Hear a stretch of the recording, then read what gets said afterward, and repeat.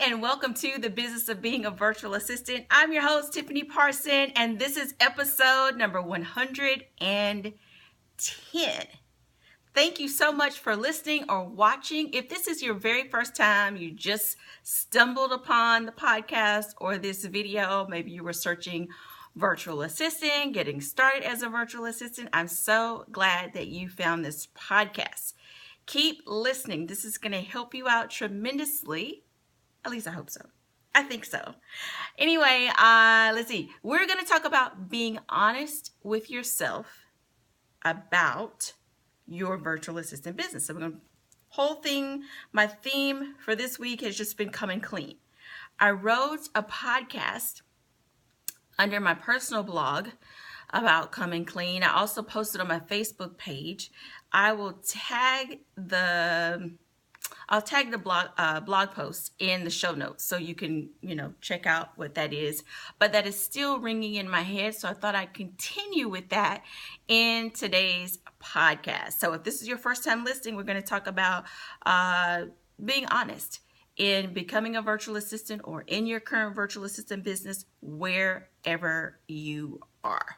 Now, the way this podcast works, I just let it flow. I don't pull out any editing. I love to make it feel like you're sitting right in front of me, and hopefully you feel the same way. So let me ask you this question. Why do you want to be a virtual assistant, or why are you a virtual assistant? And many of us have gotten into this industry for different reasons. Some of us may have fell into it. Some of us wanted to work from home. We wanted flexibility. We wanted to be able to command our own dollar amount, wanted to be able to do something fun, wanted to work in an environment where we appreciated, work from home, extra money, all those different things. So why did you become a virtual assistant, or why do you want to? And the reason why this is so important is because when things don't work out how you expect them to, this is what we draw from. This is what we remember. So a few days ago, I was talking to this lady in the hair salon, and she was asking me, hey, so how's business going and stuff? And so I started, talking to her about what's going on. And she was talking about something, different, not realizing that I also have a virtual assistant business, which was cool because I think we had talked about something else before. And you guys, if you've been listening for a while, I also do direct sales.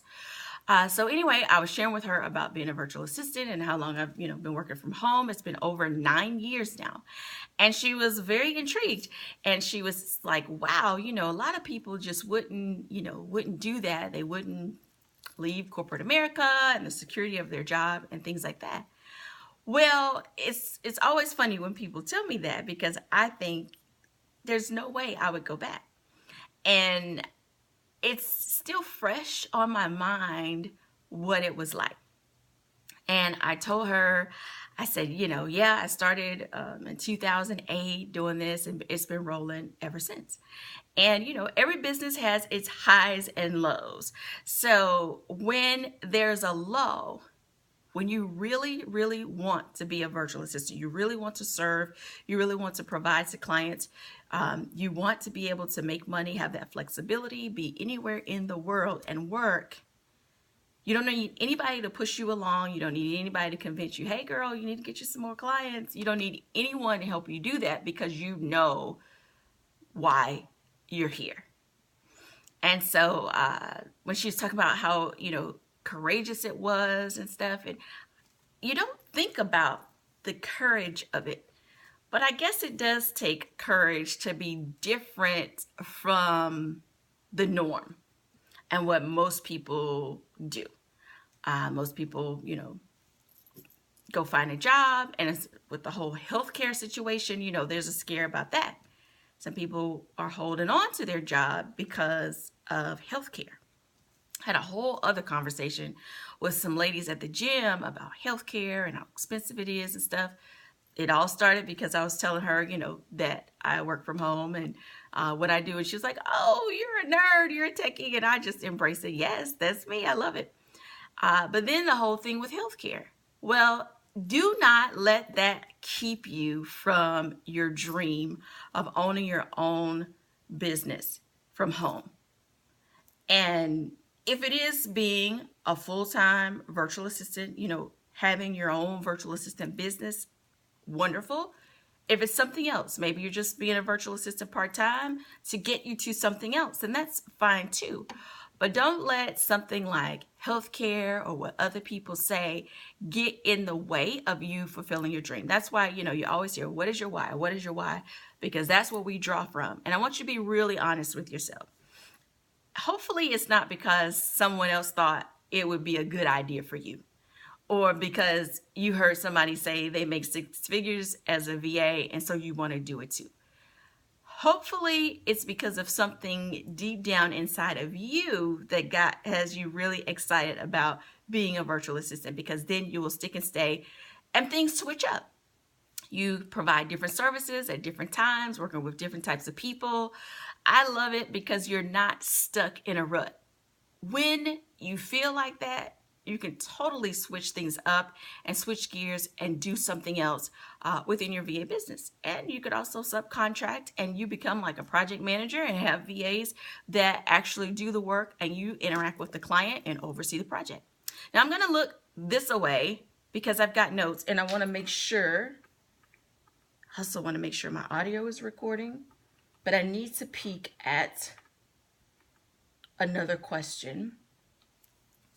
Okay, what does it mean to you to be a virtual assistant? Like, not what the service means, but what does it mean to you personally? Here's my example. For me, being a virtual assistant means ownership, freedom, time, flexibility, creativity, independence, a certain lifestyle. That is what being a virtual assistant means to me. What does it mean to you? In other words, I have people that find either my website or the podcast for the very first time. Shout out to everybody that has found me for the very first time. This is your first time listening to the podcast, or maybe you found my ebook and you wrote me back and let me know you got it, and you're just at the starting point. So I'm going to ask you this. If you don't do it, if you don't start, what does your professional life look like if you don't do it? What does it look like? For me, with all the things that I named about what it means to be a virtual assistant, if I hadn't have started, it means I'm no longer independent. It means I don't have freedom. It means I'm still begging for time off for vacation. It means I'm still, following the dress code. It means I might have 2 weeks vacation, but I have to ask permission to take the time that I thought was mine off. It means someone else controls how much I make.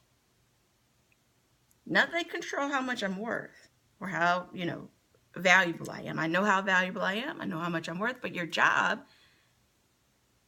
attaches a dollar amount to that.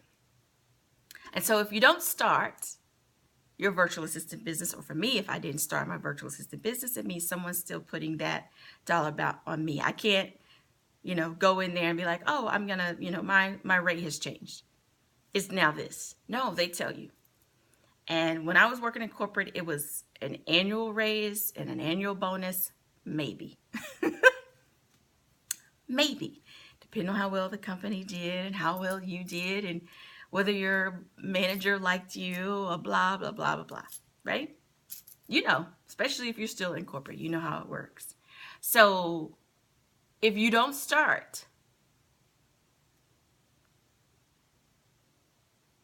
what does that mean to your professional life?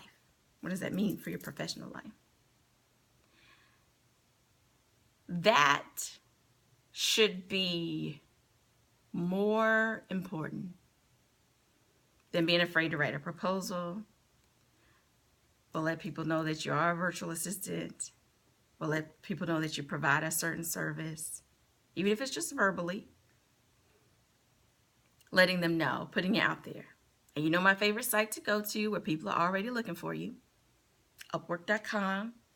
I've got a whole 21-day guide to help you along the way, what to do from day 1 all the way to day 21 to get you where you want to be, to get, the start going. So, I'm asking you today to just be honest with yourself. Why you're a virtual assistant, or why you want to be one. What does it mean to you to be one?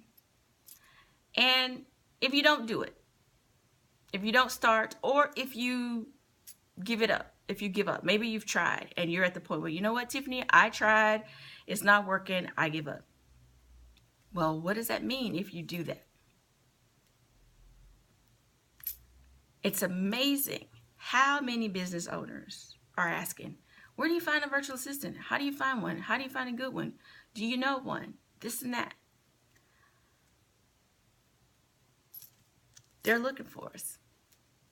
And guess where the coaches are telling them to go? Upwork.com. I would love if they would say, can you contact Tiffany Parson? She has a whole audience of virtual assistants. But even if they did, I've had some that have come to me. If you've been on the list for a while, or you're a listener for a while, I've had people come to me looking for virtual assistants. I put it out there. I send the email out there for you all to get in contact with them. I think I've heard back from just a couple over the years, not a whole lot. Only thing I don't know in that situation is, how did it turn out? Did somebody get the job? Did it work out? Did they do a good job? And I really can't vouch for anybody unless I've really, worked with them directly. So, whole point of that is to let you know that they're looking for you. And you don't have to, learn how to code or do anything that seems big right now. Start with what you already know from your current job. For example, I have a client. I do their client care. What is that? It's like customer support. People email their questions. How do you find this? Where do I go for that? I have an issue with billing, this and that. I answer their questions. Not bad. From the house. Right? If the whole dress code thing is your issue, being flexible, time, freedom, deciding when you work, where you work, all those things are important to you. Anyway, I'm not here to convince you. I just want you to be honest about why you want to be a virtual assistant. Years ago, I don't know if this is still the case, but people were hopping into the industry just because they thought it would be easy. I'm going to tell you right now, no business is easy. No business is easy. There's going to be an area that's easy for you. Hopefully the actual servicing part is what you're offering as a service is not the challenging part. There are new things that come. You may have to learn a new tool, a new skill, or whatever. But hopefully you are not picking something hard to provide as a service because you think you can make more money that way. If it's not your natural thing, switch, please switch. Switch it up. I like Excel spreadsheets and playing with numbers and working with numbers, but I'm not offering bookkeeping services. No. I have to remind myself to do my own. I even, I'm going to do it like this, especially around, tax time where you're like, okay, I got to get it all done. And every year I'm like, I'm going to do it earlier. Like right now, I'm thinking about tax time for the 2017 tax filing in 2018. I'm thinking about that right now because I want to be early. I want to have it all done. I send my accountant like a Word document and list everything out. I don't send them a box of receipts. I go through my own stuff and organize and categorize and send them the whole list and all this stuff. They don't get my spreadsheets that I work in. They get it finalized in a nice Word document, list item by item. They love me because I, for all I know, all they're doing is entering in the numbers I put into the form. And that's fine. I'll pay them whatever it costs to get it done because I don't want to keep up with tax laws and all this stuff, right? They're good at that. That's the easy part for them. That would be the hard part for me. So anyway, I don't want to go down the road of talking about taxes, but we're in the fall now. So I'm starting to think about it. All right. So, last question. Do you want a job or a business? If you want a job, that's cool. There are virtual assistant jobs out there. But if you want a business, and the title of this podcast is The Business of Being a Virtual Assistant. And I wanted to stress it. I wanted that to be the title because, one thing I want to just scream from the rooftops about being a virtual assistant is that it's not a job. I don't want to hear, you won't hear me saying your virtual assistant career. Because those are words that go with corporate world. Business owners, that's career, job, resume don't go with business owners. It just doesn't. And if you've been a listener for a while, you have this thing about resumes. Oh, send your resumes. It just gets under my skin when people want a virtual assistant's resume. I'm a business owner. Did you ask your doctor for a resume? Did you ask your accountant for a resume? Did you ask your hairstylist for a resume? No. What did you ask them? You may have asked for testimonials or examples, or let me see your website, or what do you know, or how can you help me? Examples of your work, not a problem. But a resume?